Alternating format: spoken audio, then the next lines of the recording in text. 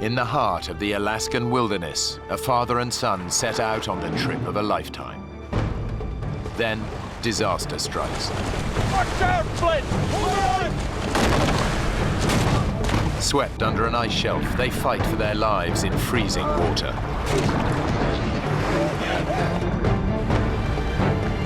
Dad, you're gonna swim! They've lost everything and are at the mercy of prowling predators. The son faces a terrible dilemma.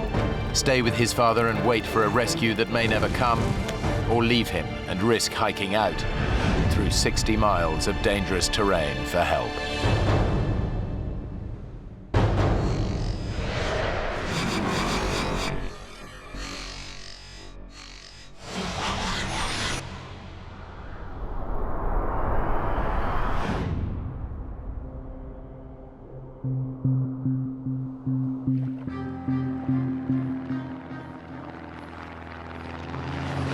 A specially chartered plane has dropped Blake Stanfield and his father Neil in a remote Alaskan wilderness 60 miles from the nearest settlement. How's the raft coming?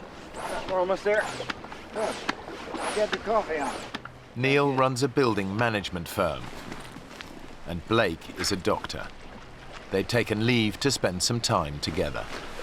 My father and I started backpacking when I was a young boy. Always ended up loving that. He taught me to appreciate the outdoors. Isn't it beautiful, Dad? Well, a long way from Oklahoma City. Blake and I are good friends. We talk every day and share our experiences. He's always been a good kid. Blake's organized the rafting trip as a gift to his dad to celebrate a very special occasion. For my father's 65th birthday, I had planned this rafting trip to the gates of the Arctic as a present to him. Although Neil's been looking forward to this, he knows it's going to be tough. Hey, Dad. Yeah? Can I over here? Sure. He'd really wanted Blake to book them on an organized group trip, but Blake had other ideas. Blake is very independently minded and decided that, oh no, we don't want to do that. We want to be able to do whatever we want to do. Since he knew I'd made up my mind, there wasn't much he was going to say that could make me change my mind. Okay, Dad? Yeah. It would have been kind of nice to watch someone else do the hauling and shoving. Come on, Dad. You want to share this with 10 strangers and a tour guide? Matter of fact, yeah. I had never wanted to, and still never want to go on a guided tour. Let's load her up. It was, an experience that I wanted to have with my father, just the two of us. Better get going, Dad. Just checking everything's shipshape. Where in the world did I put that lighter? I got it. Very repellent. Extra strength, very repellent. Almost anywhere in Alaska, you're going to run into many different types of wildlife, which includes bear, and of course, that's something that you always need to be prepared for. The gates of the Arctic National Park is spectacular but dangerous. It's home to hundreds of black bears and grizzlies, not to mention roaming packs of wolves. It's 13,000 square miles of near untouched wilderness. Father and son have no way of contacting the outside world. They've packed no radio or mobile phone. Blake's itinerary has them traveling south by raft down the Koyukuk River to the town of Bettles. It should take around 6 days. Let's go!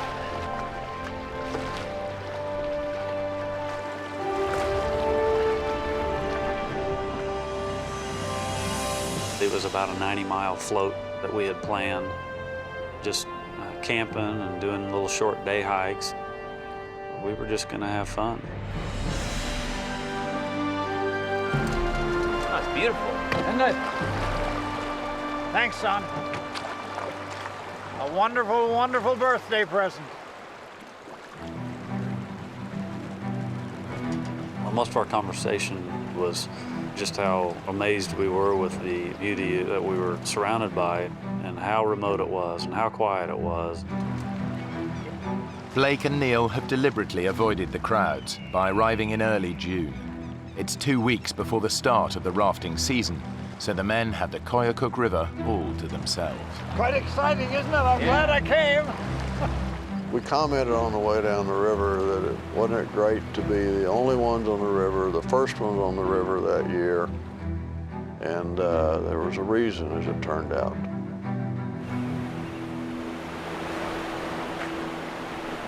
They've been rafting for just a couple of hours when they notice that the river is changing. Blake, ice. Oh, yeah. Thought it would all be melted by now. Yeah, me too. For 6 months of the year, the rivers are choked with ice. During the summer, it all melts. But this early in the season, some patches have yet to thaw. The longer we floated, the more ice we actually started to encounter. It doesn't look like it's going to let up. Do you think we ought to stop this thing? The current's picking up speed, and Blake struggles to control the raft. I kept trying to look around the corner, hoping to find, which way we were going to be going.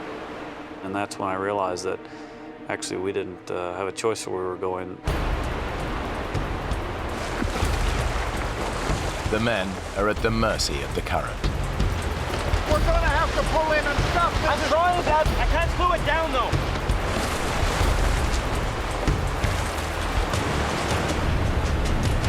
We're going too fast. Let's slow it down, Dad.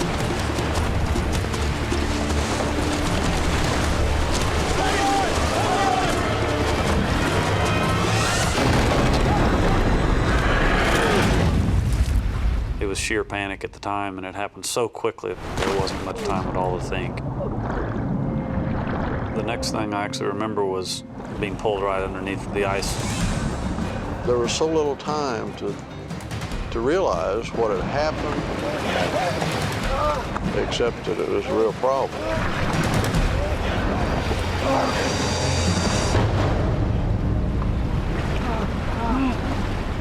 It wasn't long before we came up in essentially an air chamber underneath the ice. The air pocket saves their lives, but the ice shelf could stretch on for miles. I remember looking over at my father, yelling at him. Blake yelled. Dad, I'm sorry.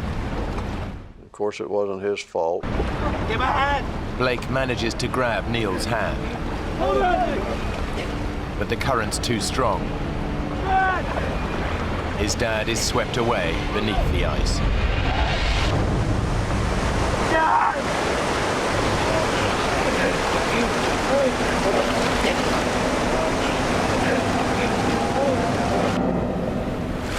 The men are spat out from under the ice shelf, but their ordeal isn't over yet. We were being carried rapidly toward the second ice shelf. I saw it coming. I reached up and grabbed it to try to prevent from going under it. Of course, the river was such that I was carried underneath.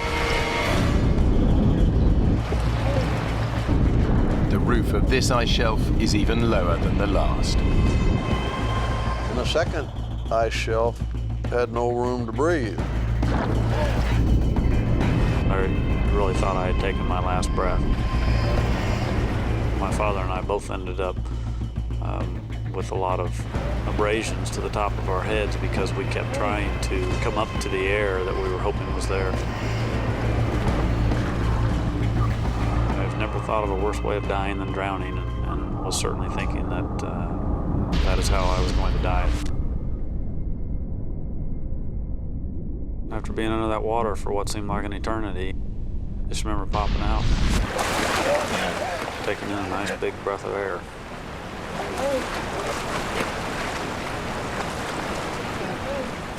At this time, I had no idea where my father was. He had been pushed up against something and trapped.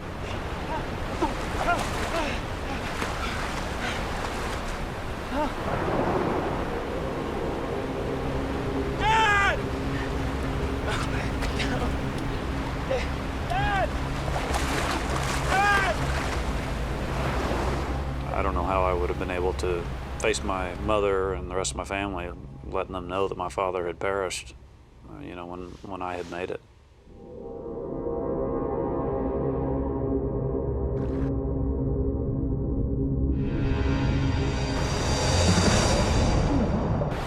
And the next thing I remember seeing was his head above the water.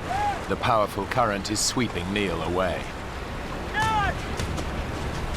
It didn't appear like he was making any attempt to get out of the river. And for all I knew, he was injured and couldn't. Neil's disorientated, but somehow he catches hold of a rock and hauls himself out. Dad, you're gonna freeze! Blake knows that his dad has got to get to shore fast before he's paralyzed by cold and shock. Try to swim! And Blake, in the meantime, is yelling at me, and I can't hear him above the roar of the river. Try to swim for it! Hey, here you go! So eventually I managed to get my breath long enough to tell him to shut up. Will you let me think for a minute? Blake was telling me that I had to swim over to him, which was the last thing in the world I wanted to do. Dad! Come get! Getting back in the river is dangerous. But Blake knows it's his dad's only chance. Come on, Dad! You can do it! You can do it, Dad! Dad!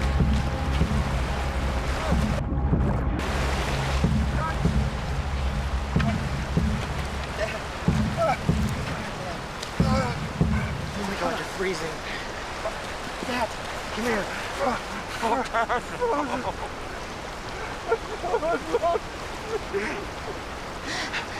I'm so sorry, Dad. It's okay. It's okay. It was just bad luck. Bad luck. As a doctor, Blake knows that his dad's in the first stages of hypothermia. I thought you were gone. The second I got him out, I realized he was shaking uncontrollably. It was mild seizure-like.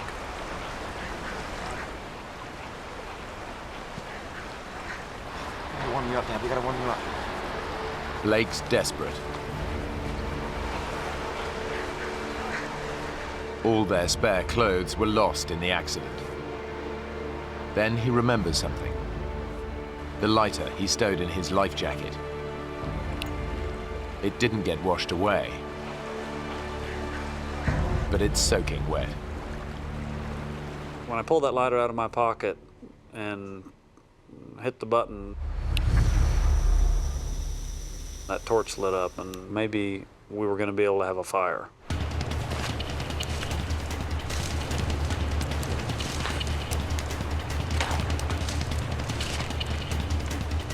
I knew that we had to get a fire started. We had to get him out of those cold, wet clothes.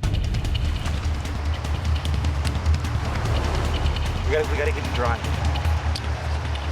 It's okay, Dad. You're gonna be okay. All right? Neil's wet clothes are making his temperature fall even faster. It's okay.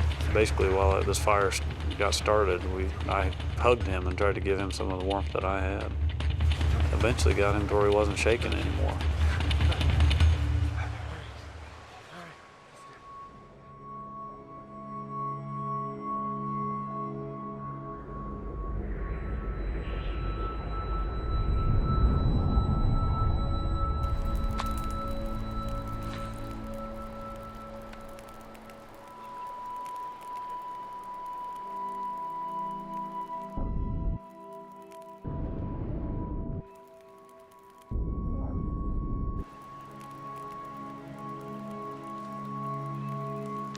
Blake had in his life vest a picture of his wife and son, and been so worried about ever seeing them again.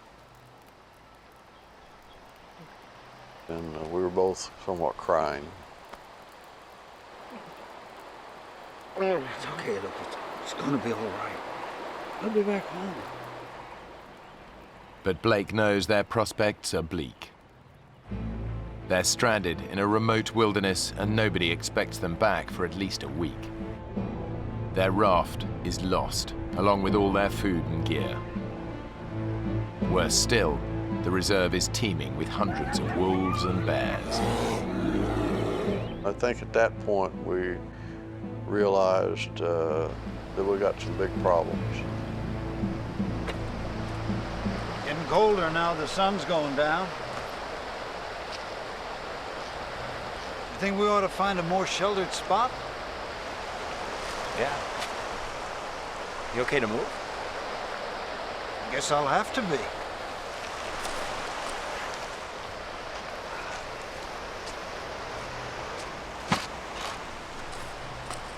What are you doing? Show people where we're going. Pity there'll be no one to see it. Come on now. Blake and Neil set off to look for shelter.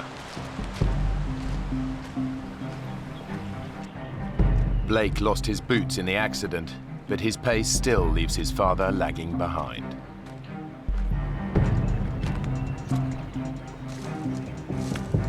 I think that I wanted to move a lot faster than my father was able to move at the time. The freezing water has drained Neil's strength. He's 65 years old and still feeling the effects of an accident 12 months ago that left him with a broken ankle. Blake! Can we just hold up here a minute? You're not even trying to find a place to stop. Oh, sorry, Dad. I just got carried away.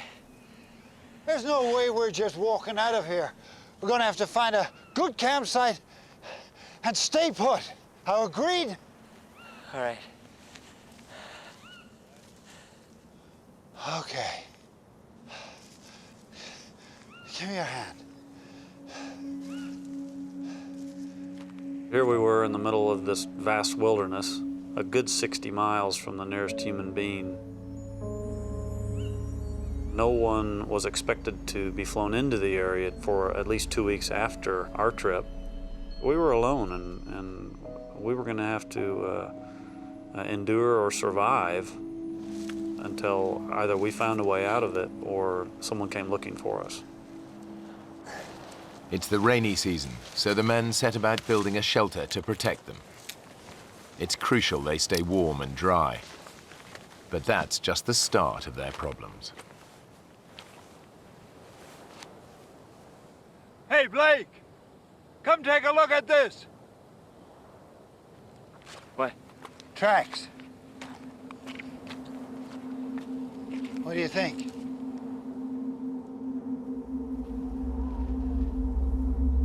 Black bear?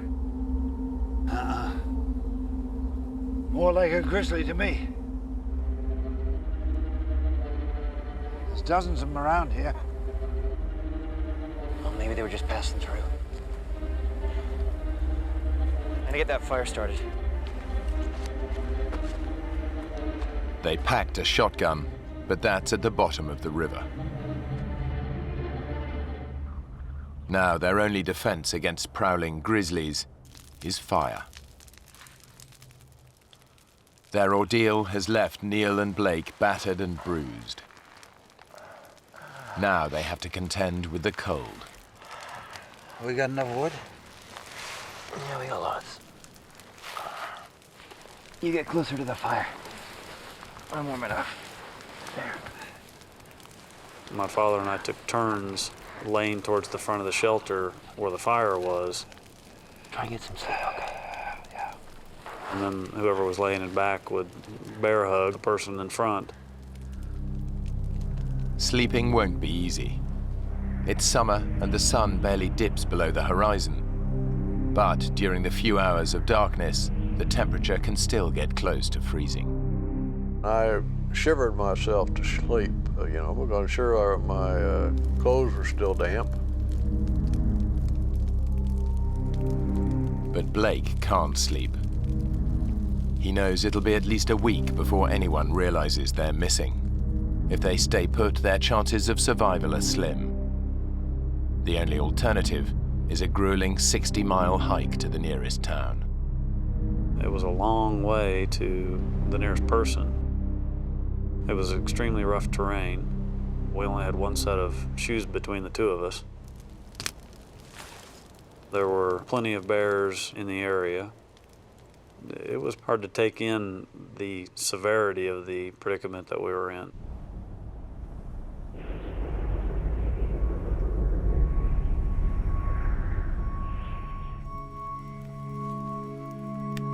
During the night, Blake has made a tough decision. Well, I needed to get back to Bettles. I needed to go find help. The #1 rule of survival is stick together. But Blake knows his dad isn't up to the hike. Dad, you okay? Yeah. Pretty sore, though. You slept? Not so much, no. You know, I've been thinking. We gotta get ourselves organized. We gotta build up a nice big pile of firewood. Maybe make some traps. We're gonna need some food. I'm going for help, Dad. Help? From where? Blake had no doubt given it a lot of thought and decided that he could conquer this problem and hike back to Bettles. Bettles is 60 miles away. This is just plain crazy. Look, we talked about this. First rule of survival, stick together. Dad, I know all that, but no one else is going to be coming down the river for weeks. We can't wait that long. You trying to get yourself killed? Have you even looked at the map? There's a darn great river in the way. I'd ask him how in the world he was going to get over the Tingayuk River to our south, which appeared to be a pretty good-sized river, and he said, I don't know, I'll find a way. Yeah? How? This isn't some little stream. This is an Alaskan river in full flow. Now, do you have any idea how powerful that is? Yes, Dad, I was in one yesterday, remember? We're on our own, Dad. No one's coming. I'm telling you not to go. Leaving him alone was a hard decision, but I think he knew I was stubborn because I inherited that from him. You're really going, aren't you? Yes, sir, I am. I'm really going. Because if I don't, we're going to die here, Dad. You're gonna need the knife. And the lighter. Now, what about the bears? You saw all those tracks. Well, you got the fire. That should keep them away. I meant you, son. What about the bears? I love you, Dad.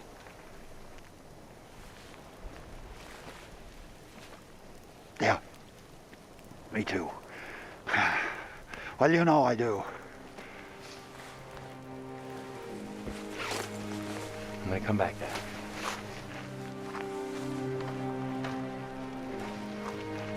Now, don't get yourself killed, you hear? I was emotional when he left. I felt alone and very concerned about being alone, but probably more worried about him and what he might encounter.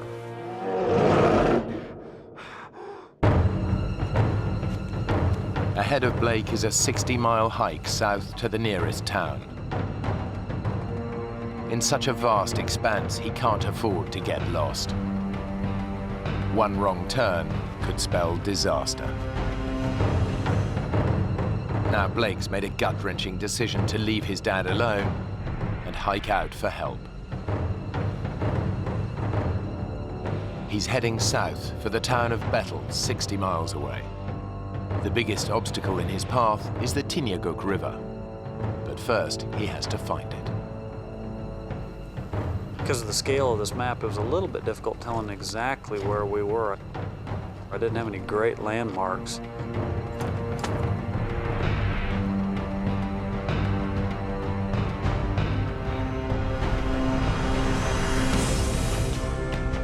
The hiking is taking it out of Blake. The ground is rough and uneven, and he hasn't eaten for over 24 hours.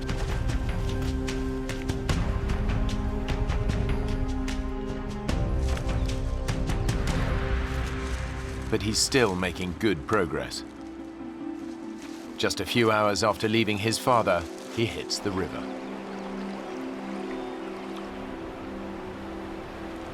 His dad warned him that crossing it would be impossible.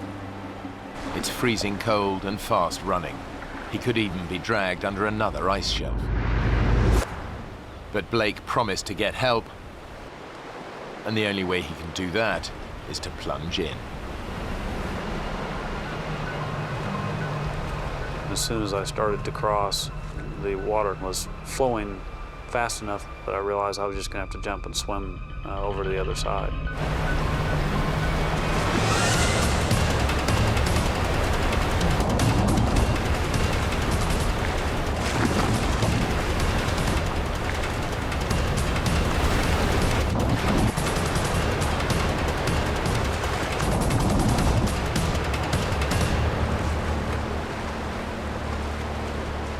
Blake has proved his dad wrong.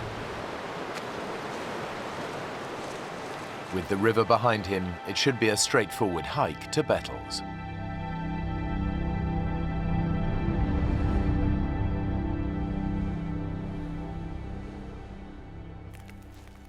Back at camp, 65-year-old Neil is hungry and tired. But he can't rest. Blake has their only lighter, so Neil's got to keep the fire alight. It's his only source of warmth and his sole defense against the bears. The difficulty of keeping the fire going was essentially being able to walk with only stocking foot waders on really rocky soil. Neil hopes the fire will be enough to keep the bears and wolves at bay, but he also shouts to try to discourage an attack. Anybody home? Come on down and join me. Despite his hardships, what really preys on his mind is what might be happening to his son. I was very worried about Blake and what he might have run into.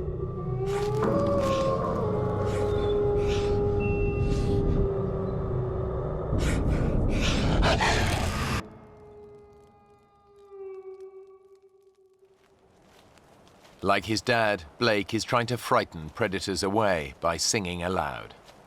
All night long, never got tired. Most of my songs were moose tunes and bear tunes, which was really quite ironic. I went out walking in the woods one night, all alone, pale moonlight. I hid myself in a tree up to see what I could.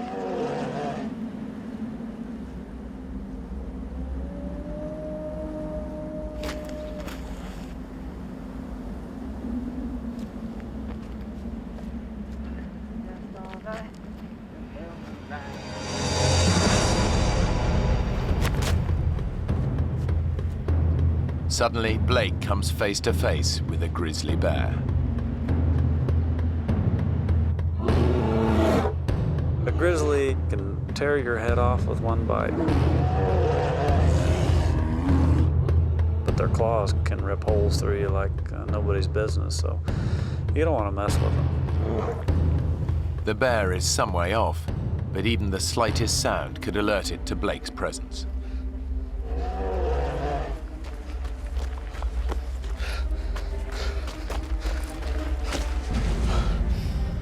I certainly sent the adrenaline through my body when I saw him. Blake daren't make a sound. The bear's too close. It was scary seeing him out there. He wasn't far enough away for my liking. The bear hasn't spotted him, but grizzlies have a sense of smell 100 times more powerful than a human, and can pick up the scent of prey from more than 2 miles away. But Blake's in luck. He's downwind of the bear, and his scent is carried in the opposite direction. But the wind could change. He risks making a run for it.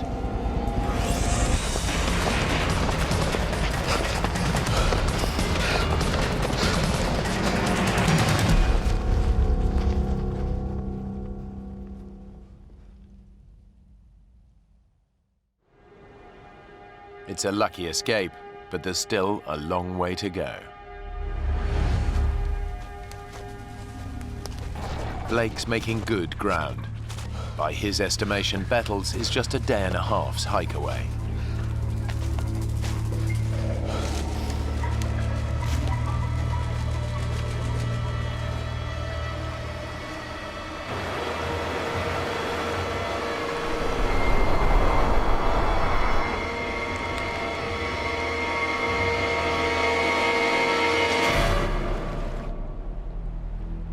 This is the Tinyaguk River, the one Blake thought he'd crossed earlier that day. But that was just a minor tributary. His father was right. The Tinyaguk is just too huge to cross. There's no way he can reach Bettles. I kind of lost a lot of that optimism that I had as soon as I saw that there was no way to cross this thing, because it was so wide and so swiftly moving and so cold. It's a dead end. Blake defied his father and the basic rules of survival by hiking off by himself. Alone, both men are at far greater risk. I had a hard time deciding whether or not I should stay there, because I knew I wasn't that far from my father. I certainly had some feelings of guilt that I had put him in this predicament.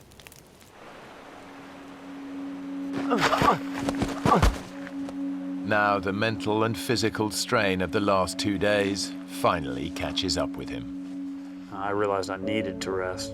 That was something my body was asking for at the time, because it had been a long sludge.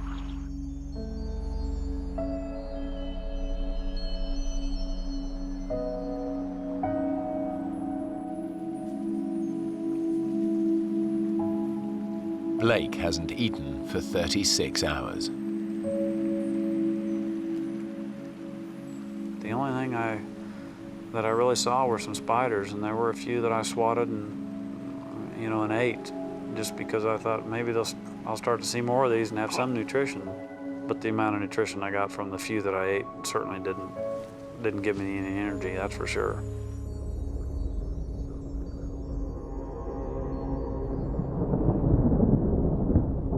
I was awakened by some raindrops that were hitting me on the face.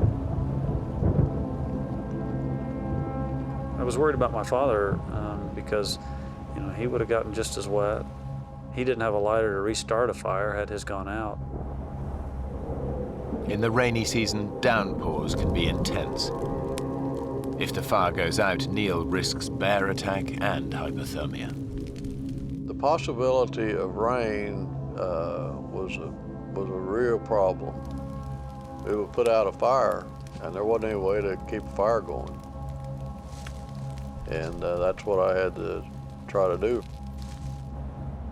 The rain clouds blow over. Now Neil faces his first night alone in a wilderness bristling with predators.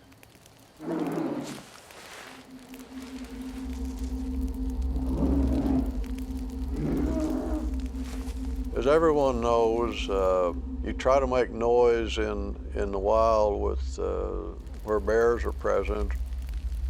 I said a lot of stupid things in order to make noise, and one of them was, "I'm the king of this valley. Everyone who lives here at my pleasure." You want to see me, you have to go through my nights. Blake, where are you? I hope you're all right, Blake. I want to see you back here. His only defense against bears and wolves is his fire. And the difficulty of keeping the fire going was staying awake enough. I would wake up in the middle of the night and maybe have a problem and have to work to get her going again. If the fire goes out, Neil is in big trouble.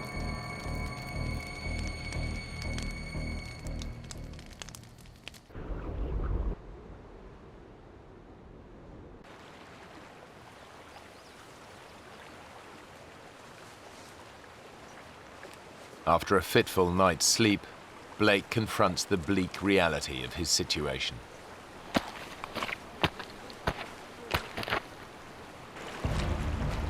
I was distraught when I realized that there's pretty much no way to get to Bettles. I was a long way from what I'd hoped to be my final destination. But he has one slim hope. I kept thinking about the fact that these bush pilots fly up and down these rivers, so they might be flying directly overhead. If he can make himself more visible, he might be spotted by one of these passing planes. Despite his weakened state, he starts to gather driftwood for a signal fire. I actually set one of these log jams on fire, hoping that someone might see the smoke. But even this simple plan fails. Every time I looked up into the sky, the smoke wasn't very white and smoky like you always see in the TV shows. You know, it wasn't that noticeable.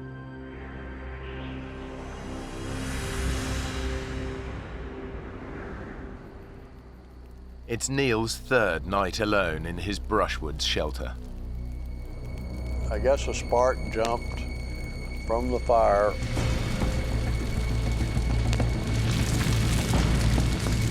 All of a sudden, there was a fire going on right above my head, and I'm talking like 18 inches above my head. So I had to get out of there fast. He can only watch, helpless as his precious shelter burns to the ground. I got out of there and watched as fire just burst into an inferno. Neil knows he must save part of it to light a new fire. Without it, he'll be freezing cold and have no protection from prowling predators.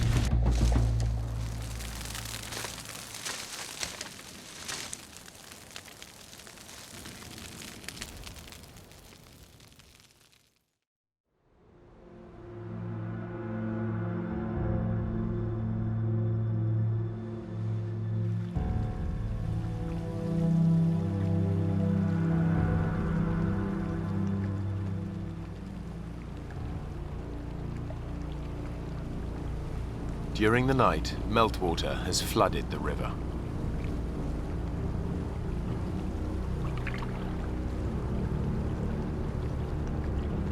Blake realizes he could be in danger.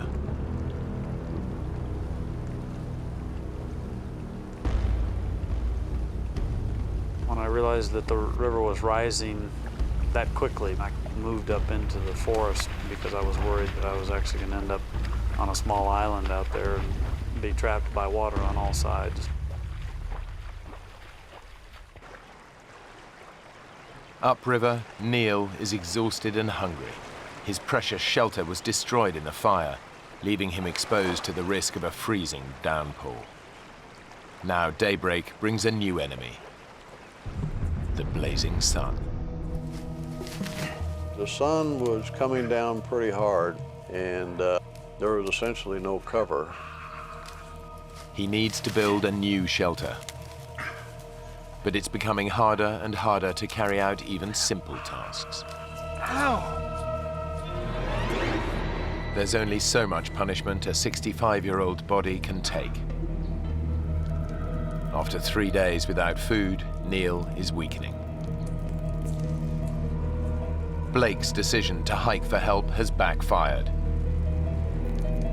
Now his actions could cost his father's life.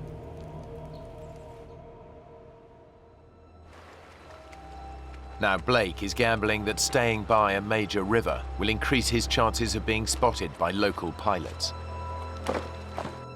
But since nobody knows they're missing, his chances of being rescued are slim.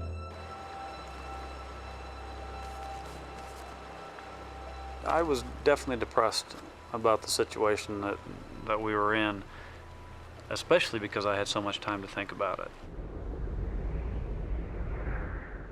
Blake endures another day and night helplessly waiting. his constant fear that his dad hasn't survived his ordeal.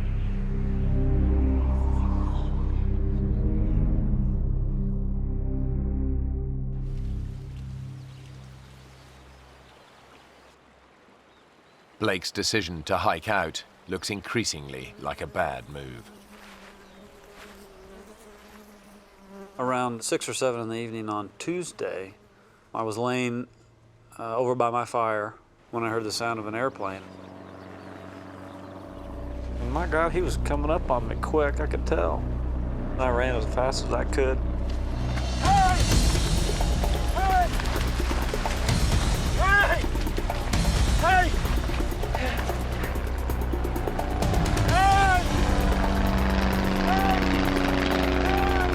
I realized that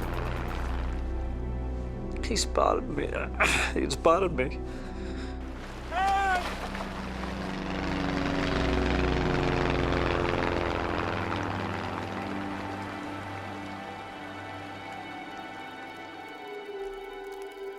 3 hours later, and there's still no sign of rescue.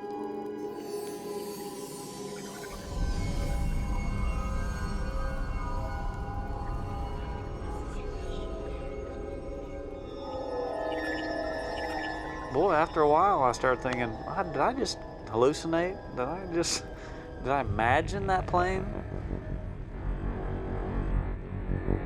If help doesn't come soon, Blake knows they're as good as dead.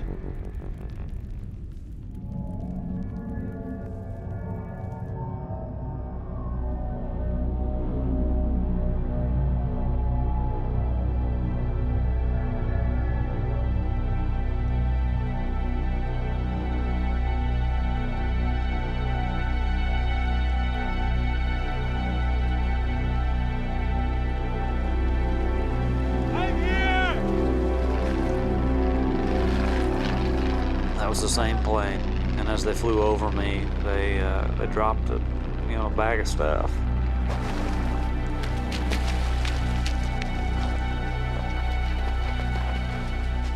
The bag contains supplies and a walkie-talkie.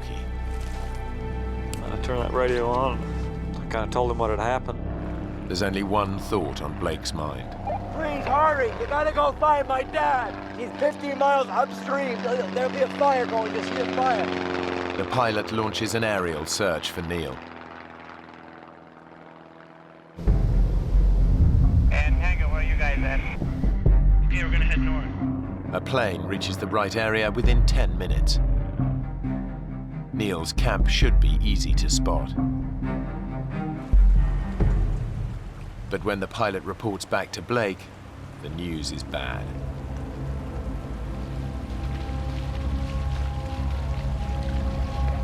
You gotta go back! He's up there! Keep going till you find him! He can't leave, he's gotta be at the camp. Maybe you didn't go far enough. He can't walk, he's gotta be there! I was worried something would happen to my dad. Because there's no way he could miss it. You gotta go and find my dad! And I fell to my knees. Blake ignored his father's advice and left him to fend for himself. Now he must face a terrible thought, that his dad hasn't made it.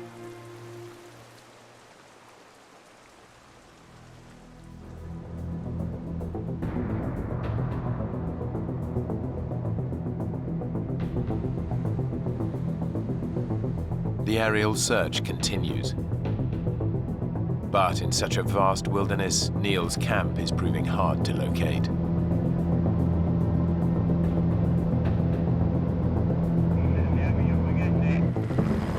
Three hours later, a rescue helicopter picks up Blake and rushes to the scene.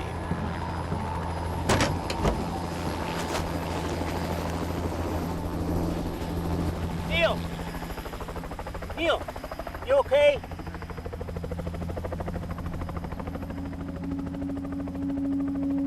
How did you know I was here? I asked your son. Blake? He climbed in that helicopter. Dad! I'm so sorry, Dad. so sorry. Hell, all I could say was, man, you look like hell. Well, you don't look that cute yourself. I was very happy to see him. Very, very happy. Can we get the hell home now? Let's get out of here. And then we took off together again. The men later learned that their initial camp was not on the flight path of any local aircraft. If Blake hadn't tried to hike out to Bettles, he and his father would almost certainly have died. After the accident, Blake moved his family back from Alaska to Oklahoma City to be closer to his mum and dad. He now runs a GP practice there, while Neil continues to run his building management firm. Blake and Neil still regularly go hiking together, but they've never gone rafting again.